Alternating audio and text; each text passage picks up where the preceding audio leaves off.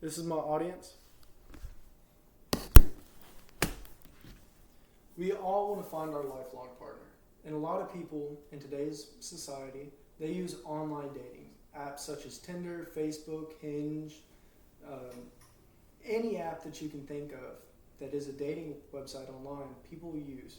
And my purpose today is to make sure and tell you the statistics behind it and the risks to try and convince you not to use dating apps. Is your safety and mental health a priority to you when it comes to trying to find your lifelong partner? Dating sites claim they match couples and help people find their lifelong partner. However, they don't have any statistics to back up you actually finding somebody using their website.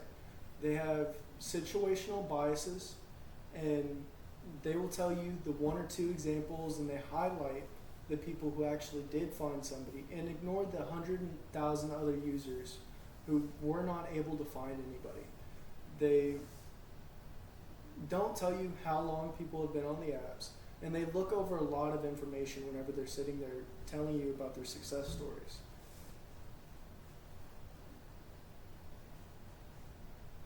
This information is credited to Harry T. Rees, and his article about there is little evidence that online dating actually works focuses on the fact that they have major bias when explaining people who actually get together.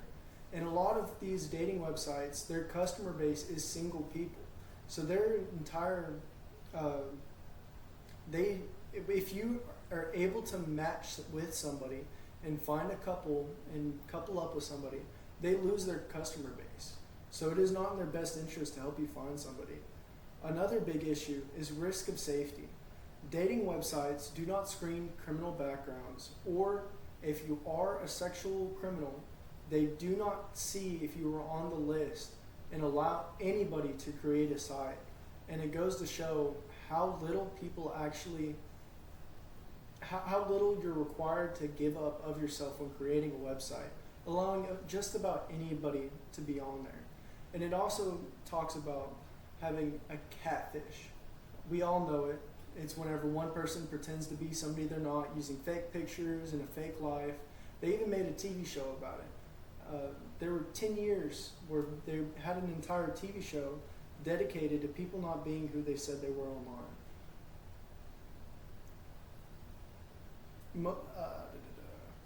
And also, having your photos on social media apps is what you normally use on your dating profile.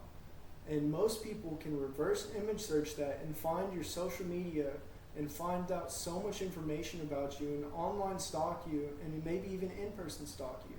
It's just a massive risk to safety. And this is credited to Stephen Keesby, and common sense is needed to face the dangers of online dating. And also a waste of time, effort, and money. We've all gone on a couple dates, and our biggest fear is getting ghosted. What if I didn't put my best self out there and I just wasted all this time? And with apps like Tinder, Hinge, Bumble, and Facebook, if you are getting matches, there are 50 to 100 other people that are getting matched with the person that you're matched with, or you yourself are getting matched with. And so there's little time and commitment involved in these relationships because it's an abundance mindset of, well, I can go to somebody else. I can go over here. I can go over there. And so they don't have a lot of commitment. And a lot of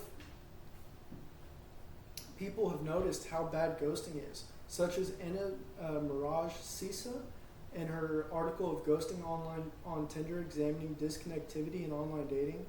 And most matches, they don't even reach out and talk to each other. Goes to show why the statistics aren't there, because they're not creating matches. And most people struggle getting matches in general. I think 10 to 20% of people who are on the app struggle to get matches. And with the lack of statistics, I believe people should return from online dating into dating in the real world, just because of their safety factor and how much people struggle with putting themselves out there and finding somebody that they can actually connect with. And there's no statistical evidence that it actually works. And so my question to you is, are you willing to waste your time, money, effort, and possibly even safety on something that is not proven to be effective in the search of your lifelong partner?